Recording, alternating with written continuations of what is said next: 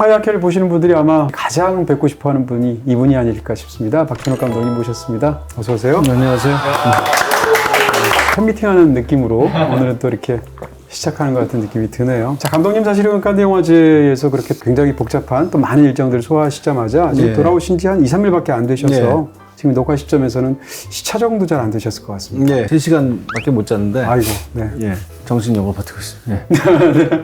헤어진 결심을 이제 관객분들이 너무 보고 싶어 하시잖아요. 네. 근데 아마 지금 이 영상이 업로드 됐을 때는 관객분 거의 대부분이 못 보신 상황일 텐데, 해외에서 오는 그 소식들부터 이제 관객들이 들었지 않습니까? 네. 이 영화를 만드시면서 한국 관객들에게 그래도 이 영화는 이렇게 한번 봐주시면 좋을 것 같다. 이런 말씀 한번 해주시면 어떨까요? 그동안의 영화 때문에 생긴 저에 대한 선입견은 버리시고, 네. 이 영화에 등장하는 박해리 연기하는 형사 주인공이 편견이 없는 것이 중요한 특징으로 가진 사람이거든요. 그런 식으로 편견 없이 이것은 15세 이상 관람가이고 네.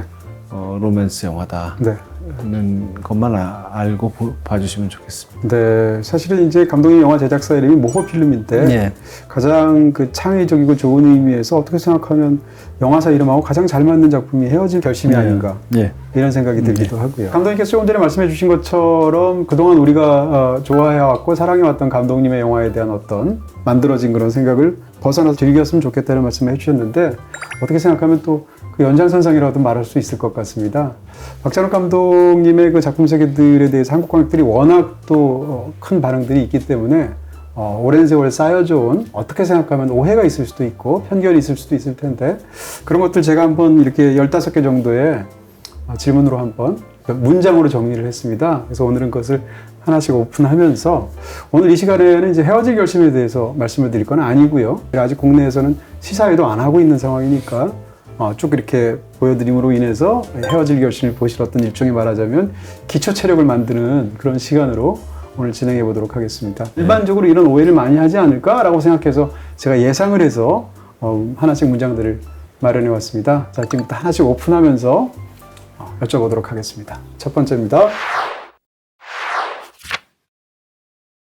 이건 그냥 시작이라서 한번 이렇게 했는데 칸네 영화제 제가 봤던 느낌을 말씀드리면 생중계로 사실은 너무 궁금했습니다. 요즘은 또 유튜브로 볼 수 있잖아요. 네. 영어 통역 같은 거 없는지 불어로 보이긴 했지만 무슨 상황인지를 아니까요. 그 새벽에 보고 있는데 기왕이면 뒤쪽에서 좀 불렸으면 그래서 가장 마지막에 불리면 이제 사실 황금 동영상이잖아요. 그렇죠. 그래서 워낙 평도 좋았고 또 더 기대가 됐었거든요. 솔직히 말씀하셔서 황금 동영상 받을 줄 아셨죠? 아니요. 이런 기대를 하는 근거는 거기 이제 기자들, 평론가들의 점수 매기는 거 결점들 같은 그런 게 이제 높았기 때문일 텐데 그동안 몇 번의 경험이 있고 심사도 해봤으니까. 그러시죠. 또 송강호 씨도 심사해봤고 그러니까 봉준호 감독이나 여러 동료들의 경험담을 다 종합해 보건데 그 평점이라는 것이 심사 결과하고는 정말 아무 눈꽃만큼도 상관이 없고 심사위원들은 그런 걸 거의 보지도 않고 다들 그냥 제 멋에 사는 사람들인데 좀 다르더라고요. 그냥 항상 다르고 그것 때문에 큰 상을 기대하지는 않았는데 그렇지만 받고 싶긴 했죠. 왜냐면은 이번에는 이 트로피가 여태까지 하고 다르게 특별한 트로피라고 하더라고요. 75주년 기념해서 다이아몬드가 75개. 네. 그리고 그걸 만드는 보석상, 그러니까 쇼파라고 하는 유명한 장신구 취급하는 회사가 칸네 영화제하고 협업을 한 지 25주년 해서 25개를 더해서 100개의 다이아몬드가 박히고 그 황금종려 그 나무 가지가 붙은 돌 덩어리가 있는데 그것도 원래만 무슨 핑크색 돌이었대요. 그래서 야 이것은 받으면 참 이거 정말 제대로 끝나겠다. 딱 하나밖에 없는 황금종려다 이것은. 이것만 있으면 봉준호도 부럽지 않다. 그래서 받고 싶긴 했죠. 심사를 하셔서 종이 한 장 차이라고 제가 전에 들은 것 같고요. 항상 결정하는 과정에서나 또 그다음에 현장에서 심사를 할 때 이렇게 서로 간에 밀고 당기기 같은 것도 있고 밀당 심하죠. 보통 그날 당일날 하죠. 당일날 오전 전날 하거나 항상 다르던데 이번에는 당일에 한 걸로 혹시 들었어요. 뒷얘기 좀 들으신 얘기 없으신가요? 전혀 못 들었어요. 아, 누가 어땠다 뭐 이런 식의 얘기들이 항상 뒷얘기로 들려오기도 그게 하는데요. 잘 맞지는 않는 것 같아요. 네. 제가 이번에는 파티에 오래 있지 않았는데 항상 파티에 가면은요 심사위원이 뭐 9명이다 그러면은 한 명씩 와가지고 내가 당신을 밀었다. 전부 다 그러는 이제 와서 하는 말인데. 전부 다 그렇게 말하면 내가 황금을 받아야 되는데 도대체 알 수가 없죠. 네. 감독님도 심사하실 때 무슨 현지에서 나오는 그런 데일리 별점 같은 거 별로 참고 안 하셨죠? 네, 전혀. 아예 보시지도 않으시죠? 예. 네. 그런 부분에서 사실은 일반인들이 예측하고 사실은 얼마나 큰 차이가 있는가를 느낄 수 있고요. 그럼에도 불구하고 정말 별점 문제가 아니라 헤어지기 결심에 대해서는 정말 다 좋은 의견들만 들어서 몇 년 전에 사실은 버닝도 그런 일이 있었지 않습니까? 그렇죠. 예. 그래서 이 두 영화에 대해서는 사실 저도 이 중계를 볼 때 큰 그런 마음들이 있었던 게 사실입니다. 칸느 영화제는 상이 7개밖에 안 되지 않습니까? 예. 근데 감독님을 사실 약간 좀 외람된 말씀이지만 별명으로 우리가 깐느박이라고 부르잖아요. 심지어는 대배우라는 영화를 보면 이경영 씨가 감독님 역으로 깐느박으로 나오잖아요. 근데 깐느박이라는 이름이 너무 잘 어울려서 더군다나 영화에서 지금 심사위원 대상을 받으셨죠. 예. 심사위원상 받으셨죠. 또 이번에 감독상을 받으셔서 남녀 주연상을 제외하면 감독이 받을 수 있는 상은 5개밖에 안 되잖아요. 예. 근데 그 중에서 황금종려상하고 각본상 빼고는 다 받으신 거예요. 그렇게 생각하면 그 상을 받으신 내역도 참 버라이어티하다, 화려하다 이런 생각을. 예. 심사위원들이 그런 걸 또 역사를 고려하지는 고려해서 뭐 않으시겠죠? 줄 리도 없고 그냥 네. 우연이죠. 네. 그래도 가장 기쁘셨던 거는 그 처음 받으셨을 때 올드보이 예. 때. 그때는 여러모로 네. 좀 극적이었죠. 네. 왜냐하면 한국에 개봉한 이듬해 저 때를 받았거든요. 그랬네요. 그래서 네. 그 항상 월드 프리미어만 하는 그런 중요한 영화제들은 항상 그런데 네.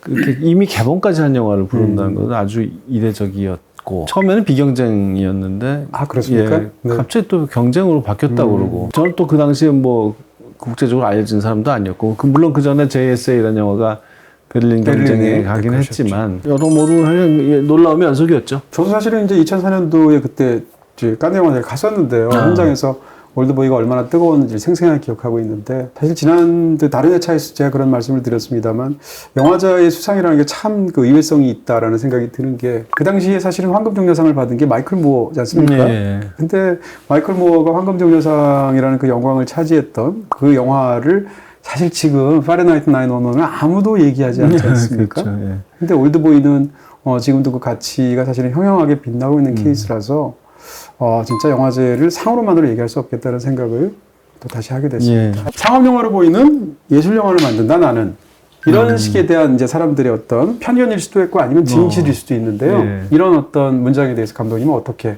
생각하십니까? 제가 예술 영화를 만든다는 생각은 꿈에도 해본 적이 없어요. 1초도. 네.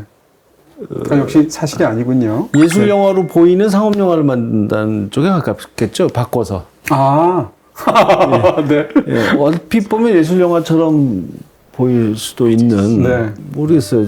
이게 보는 사람마다 다른 거죠. 네. 그러니까 외국에서는 요즘엔 좀 달라졌지만 초기에는 아트하우스에서 상영했을 테니까 예술 영화로 분류됐을지도 모르겠습니다만은 요즘에는 제 영화도 와이드 릴리즈를 할 수 있고 또 기생충 이후로 자막 영화들이 그러네요. 대규모 개봉이 가능해진 세계 어디서나 그런 시대가 됐고 그래서 아트하우스에만 걸리는 영화라고 볼 수도 없고요. 근데 제가 예술가 의식을 가진 건 사실이에요. 네네. 그러니까 거창한 것이 아니고요.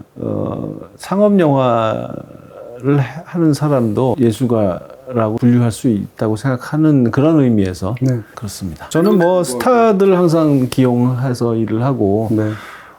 큰 투자 배급사와 일을 하고 한국에서는 적어도 최소한 아주 대규모 개봉을 하고 그렇습니다. 큰 마케팅 비용 쓰고 그러니까 이런 영화들 예술 영화로 부르면 좀 이상한 일이죠. 네. 사실은 감독님 영화가 굉장히 많이 흥행을 했지 않습니까? 예. 영화 중에서 공동경비구역 JSA 이후의 영화들 중에 사실상 흥행해서 이렇게 좀 성공하지 못했다라고 말할 수 있는 게 복수는 나의 것하고 예. 사이보그지만 예. 괜찮아 정도? 그렇죠. 나머지들은 다. 예. 사이보그지만 괜찮아도 사실은 좀 실험적인 그러니까 기획적으로 그 당시에 디지털 카메라가 막 보급될 때여가지고 그 투자사에서 네. 그 큰 돈 들이지 않고 디지털 장비를 실험해보는 좀 마음대로 영화를 찍어도 된다 뭐 그런 게 있었기 때문에 시작했던 것이어서 그랬지 뭐 사실 뭐 이렇게 본격적인 네네. 그 상업 영화로 기획을 했다면 영화가 그렇게 되지는 않았겠죠. 네. 그렇다면 감독의 영화 중에서 가장 뭐 물론 언제나 그렇게 하시겠습니다만 예술가라는 어떤 당연한 자의식이 있지 않습니까? 네. 그런 거를 좀 보다 그럴까요? 좀 더 강하게 생각하면서 만들었던 영화는 어떤 영화라고 할 수 있을까요? 특별히 더 그렇게 한 작품은 뭐 없는 것 같아요. 더 많은 공을 들였다고 할까요? 뭐 다 똑같죠. 자, 그럼 세 번째 질문으로 넘어가 보도록 하겠습니다. 1번, 2번 둘 다 아니라고 말씀하신 거예요? 아, 그런 셈이시죠? 예. 이야기보다 스타일이 중요하다. 박찬욱 감독의 영화는 이런 의견이 있고 만약에 여기다 이제 나는이라고 붙이신다면 내 영화는 이야기보다 스타일이 중요하다. 스타일이 중요하다고 생각해요. 근데 무엇보다 더라고는 말할 수 없고 네. 질문 자체가 성립하지 않는다.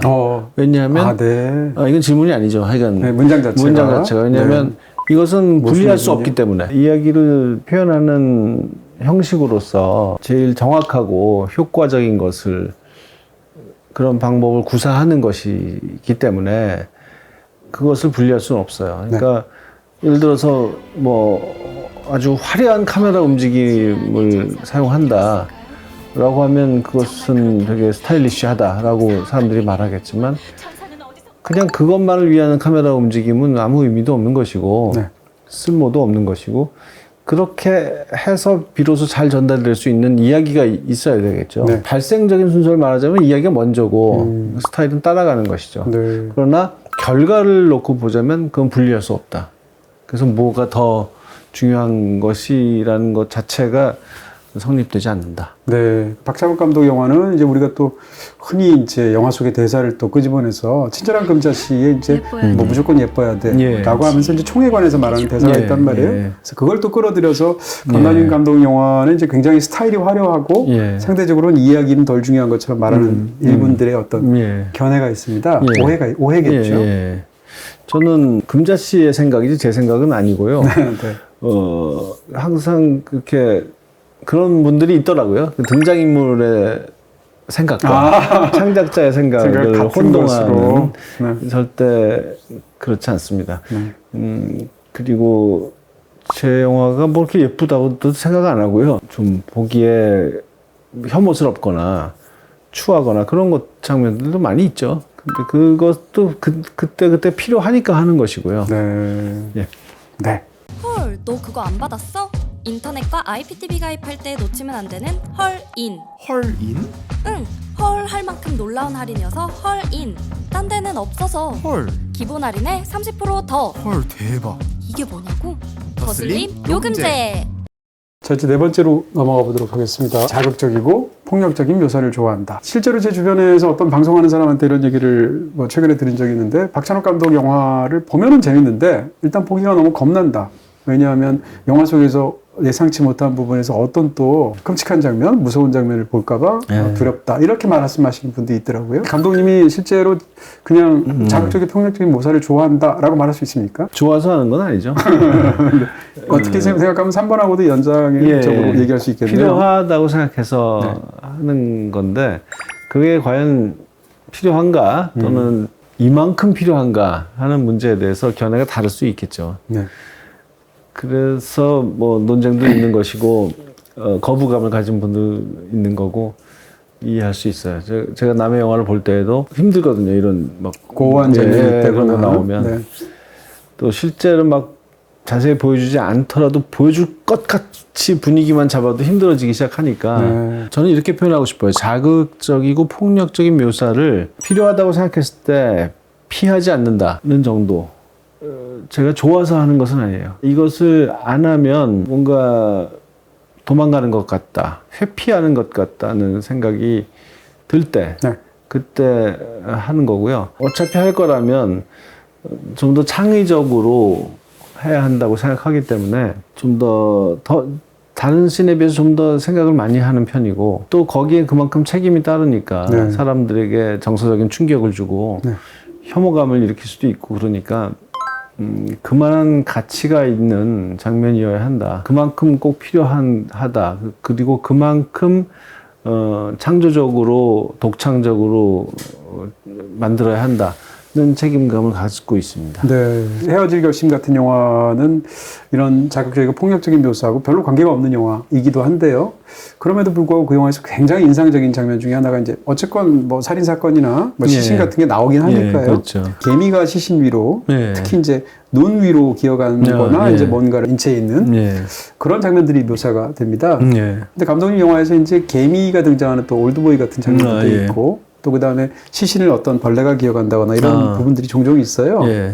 헤어질 결심에서 그 장면에 관해서 또 잠깐 말씀해 주실 수 있으신가요? 강력팀의 형사가 주인공인 영화고 네네. 살인 사건을 계기로 해서 이제 여자 주인공과 만나게 되고 그렇기 네. 때문에 시신 묘사가 불가피하게 있죠. 그런데 여기서 두 사람이 남녀 주인공이 뭔가 이렇게 혐오스러운 것을 회피하지 않는다라는 공통점을 가지고 있어요. 그 점을 서로에게서 발견하고 우리가 좀 비슷한 부류다라고 느끼는 순간이 있는데 그것 때문에라도 묘사가 좀 필요했습니다. 근데 그렇군요. 그것을 지대 겁먹으실 필요 없는 게 잘렸다 뭐 상처 벌어졌다 뭐 이런 클로즈업이 있는 게 아니고요. 그냥 죽은 사람의 눈을 보여주는 것인데 네. 개미는 뭐 되게 우리가 본받아야 될 이미지가 좋죠. 좀 그렇잖아요.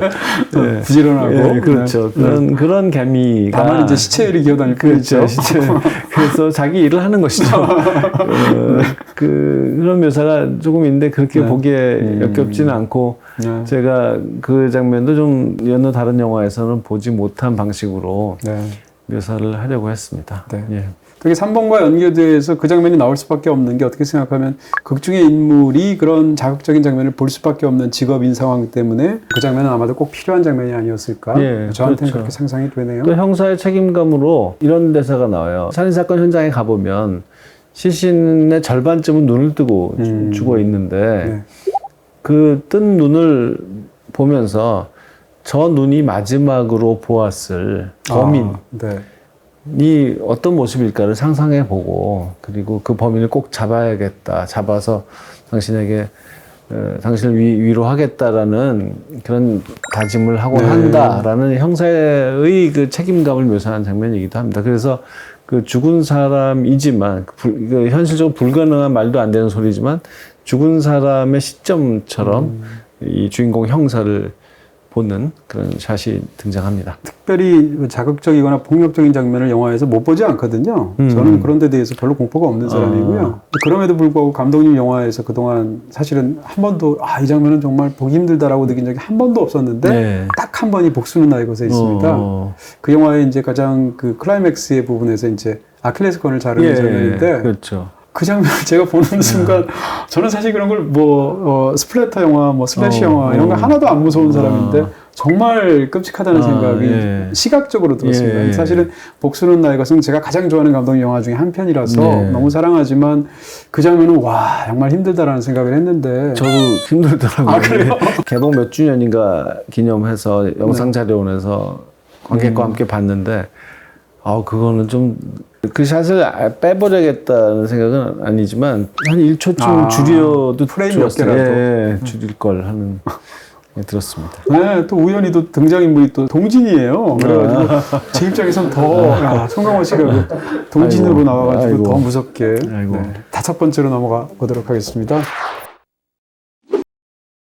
이젠 캐스팅이 제일 쉽다. 마치 이제 학력고사 무슨 수능 시험 전국 수석한 애가 이런 얘기하는 것 같지 않습니까? 근데 감독 입장에서는 사실은 한국에서 가장 유명한 감독이시고 가끔 아주 우연히 예전에 같은 경우에 어떤 배우들이 감독 영화에 출연하고 싶어서 감독님한테 출연시켜달라는 말을 약간 농담처럼 귀엽게 그런 장면을 몇 번 봤거든요. 그래서 그냥 어떤 사람들은 박찬욱 감독은 정말 캐스팅이 너무 쉬울 것 같고 이번 영화 한번 할래요라고 전화 하면 한 20명 달려올 것 같고 그렇게 생각합니다. 실제는 어떠신지? 그 정도는 아니고 일단은 그 일정의 문제가 있잖아요.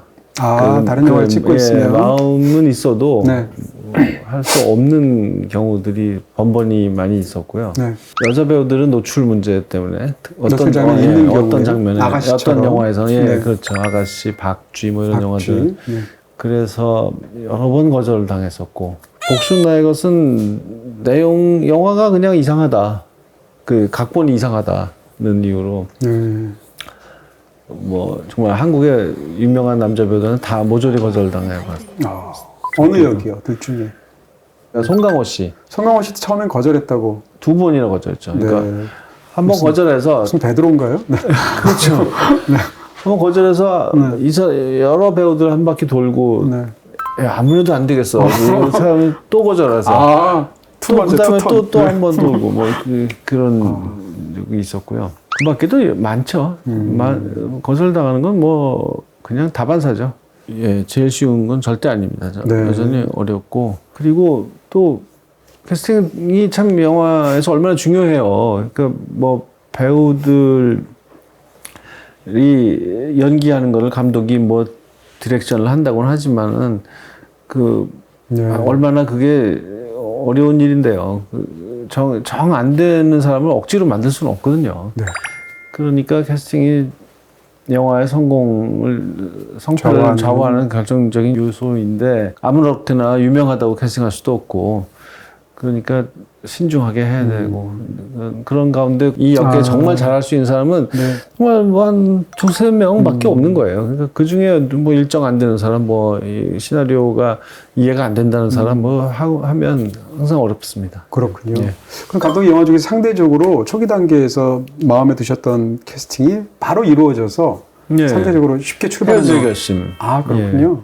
예. 이거는 뭐 그렇게 제가 두 배우한테 시나리오를 못 줬어요. 각본을 완성하지 못한 상태. 미완인데 먼저 캐스팅을 하려고 일단 만나자고 한 다음에 말로 설명했거든요. 이런 얘기야. 이렇게. 그 시나리오를 막 쓰는 중이었기 때문에 그래도 꽤 머릿속에 있었어요. 그리고 탕웨이의 경우는 아예 저하고 늘 같이 쓰는 작가, 함께 쓰는 정석영 작가를 데리고 나가서 같이 둘이서 막 얘기했어요. 근데 그렇게 한 이유는 여자 주인공의 경우는 중국인이란 말이죠. 중국 배우를 캐스팅해야 되는데 탕웨이가 거절하면 대안이 없네요. 전혀 없는 거예요. 그래서 각본을 다 써놨는데 거절하면 이게 헛수고잖아요. 그러니까 헛수고 하기 싫어서 먼저 빨리 거절하려면 빨리 해줘라는 의도로 얘기를 했는데 바로 하겠다고 해서 다행이었고, 그다음에 박해일 씨는 역시 각본 완성되기 전에 또 만나서 말로 했는데 그건 또 왜 그랬냐면은 하도 그 당시에 남자 스타들이 뭐 2년 후까지 잡혀 있다고 막 그러는 거예요. 근데 제가 처음부터 생각하고 있던 박해일도 마찬가지라는 거예요. 그때 뭐 누구 영화, 어느 감독 영화 뭐 이런 게 다 예약이 되어 있다고 박해일 못 한다는 거예요. 매니저한테 물어봐도 뭐 확실한 대답을 안 해주고 그래서 본인한테 다짜고짜 묻는 수밖에 없겠다고 생각을 해서 오래가는 만에 전화를 했어요. 그래서 나 좀 만나자고 했더니 박해일 씨가 한 몇 초 동안 아무 말이 없더라고요. 그래서 뭐 전화 잘못된 줄 알고 여보세요 그랬더니 감독님, 제가 뭐 잘못한 게 있나요? 화장실 뒤로 나와 뭐 이런 느낌인 거예요. 그러니까 오랜만에 전화를 뜩 갑자기 해가지고 이례적인 일이니까 그 무슨 매니저를 통해서 한 것도 아니고 그러니까 어리둥절했던 모양이에요. 그래서 만나서 또 탕웨이한테 했던 것처럼 얘기를 해서 굉장히 좋아하셨을 것 같은데요. 좀 흥미로워하더라고요. 그래서 사실 쉽게 한 편이에요. 그러시다면 캐스팅을 하실 때 감독님은 단순히 가장 중요한 것은 물론 연기력일 수도 있겠지만 그 모든 것을 종합적으로 고려하시죠? 어떠신가요? 예, 그럼요. 배역에 물론 당연히 맞아야 될 거고. 그렇죠. 예. 어떤 것들이 중요한가요? 캐스팅을 하실 때. 외모 중요하죠. 외모요? 외모가 제일 중요하죠. 그 인물에 어울리는 외모. 그렇죠. 박해일 씨는 뭐 제가 사적으로도 아는 사이이긴 한데 영화로 치면은 헤어질 결심에 제일 캐스팅에 영향을 준 작품은 덕혜옹주라는 영화였어요. 그 영화에서 박해일 씨가 연기한 인물이 다른 사람들은 다 실존 인물들인데 이 사람은 그 허구의 인물이고요. 그런 실존 인물들 사이에서 자기 존재를 그 가진 사람으로 보였고, 물론 귀족이고 뭐 군인이고 그래서 그런 면도 있지만 참 이 의젓하고 기품이 있더라고요. 좀 희귀한 면이었어요. 다른 뭐 다른 사람들이 뭐 어떻다는 건 아니지만 하여간 유난히 박해일이 더 그래 보였어요. 헤어질 결심에서의 형사가 가진 자질과 미덕과 뭐 성품 이런 걸 다 고려했을 때 제일 먼저 떠올랐습니다. 자, 5가지는 이제 감독님의 어떤 일반적인 이야기를 질문을 드렸었고요. 여태까지 모두 작품을 장편 영화가 헤어질 결심이 11번째더라고요. 이 중에서 이제 또 HBO 시리즈도 있고 감독님이 연출하셔야 될 이런 것 등등 해서 10편의 영화를 골랐고요. 그걸 하나씩 보면서 각 영화에 대한 또 다른 오해와 진실 테마로 또 하나씩 훑어보면서 감독님의 역사를 쭉 보는 그런 시간을 마련하도록 하겠습니다. 6번째입니다. 공동경비구역 JSA는 나의 필모그래피에서 예외적인 작품이다. 또 실제로 그렇게 보는 사람들이 많습니다. 어떻게 생각하시나요? 경우에 따라서는 어떤 사람들은 공동경비구역은 박찬욱 감독의 개성이 덜 들어간 작품이다. 이렇게 생각하기도 해요. 지금 이 영화를 다시 만든다면 그러니까 이것도 소설이 원작이니까 그렇죠. 그 원작을 나한테 던져주고 만드세요라고 한다면 얼마나 다른 영화가 나올까를 생각해보면 알 수 있겠죠. 그렇게 많이 다를 것 같지는 않아요.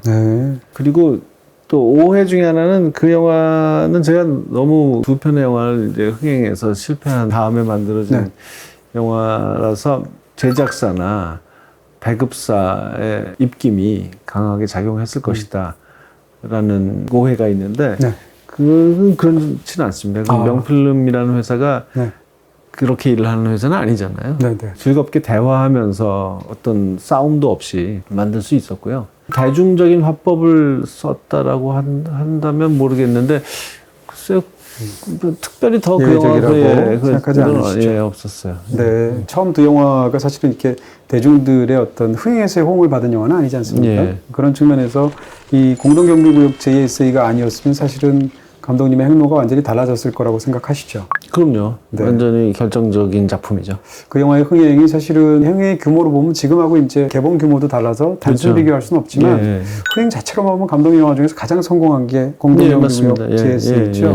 그런 측면에서도 이 작품이 굉장히 중요하지 않나 싶기도 합니다. 저는 사실 공동경비구역 JSA에서 이런 그 실제 존재하지 않았던 것을 추리에 이제 소피라는 극중의 이영애 씨가 이제 추리하는 무슨 일이 있었는지에 대해서 그런 상상으로 재구성하는 그런 장면의 어떤 부분들이 헤어질 결심에서 상상을 처리하는 방식하고 약간 비슷하다는 생각을 이번 영화를 보면서 하게 됐었습니다. 자, 이번에 7번째로 넘어가도록 하겠습니다. 복수는 나의 힘은 나에게 통과 의뢰 같은 작품이다. 복수는 나의 것인데. 죄송합니다. 복수는 나의 것인데 복수는 나의 힘이라는 또 다른 질투는 나의 힘. 질투는 나의 힘을 섞어가지고 그게 제가 실수한 건데요. 너무 좋아하는 작품인데 어쨌건 박찬욱 감독이잖아요. 아니 근데 박찬욱 감독님도 전화 잘못 많이 온대요.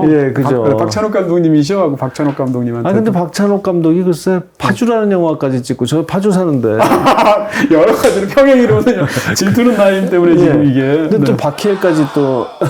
그러네요. 박해일 씨도 여기 또 질투는 나의 힘의 주인공이죠. 평행이론이네요.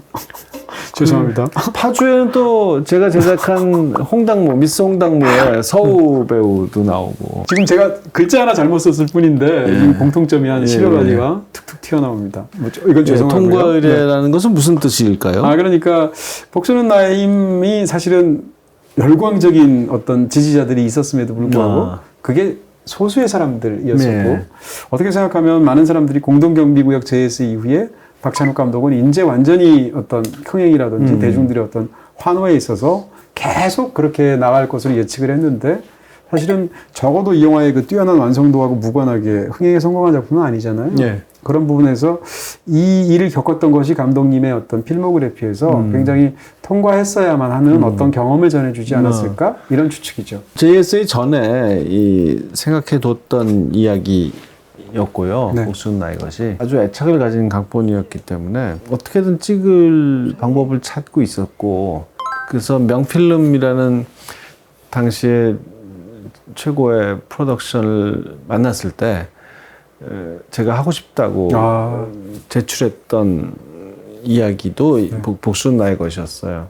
그런데 명필님에서 이건 이상해요, 못하겠어요라고 하면서 이거 먼저 해달라. 제 에세이를 하자고 했던 거죠. 네. 그래서 저로서는 심하게 표현하자면 네.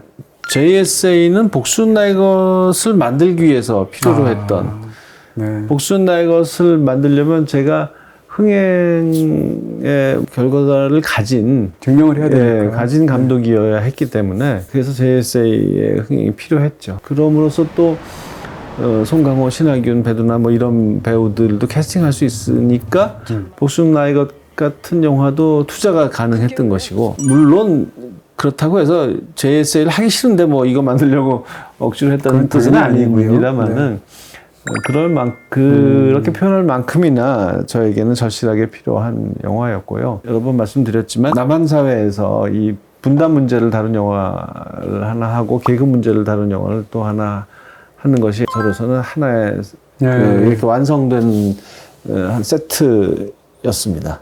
그런 면에서 두 영화는 약간 이부작처럼 이어지는 그렇죠. 그런 느낌도 있겠네요. 그러면 이게 아마 순서가 반대가 됐으면 아마 이루어지지 못했을 확률도 있었겠네요. 그렇죠. 네, 박찬욱 감독에 대한 오해와 진실 1부를 마치도록 하겠습니다. 나머지 8번부터 15번까지는 2부에서 여러분들 또 이어서 다음 영상에서 말씀드리도록 하겠습니다. 생방을 주방에서, 생방을 안방에서, 생방을 내 방에서, BTV 에어에서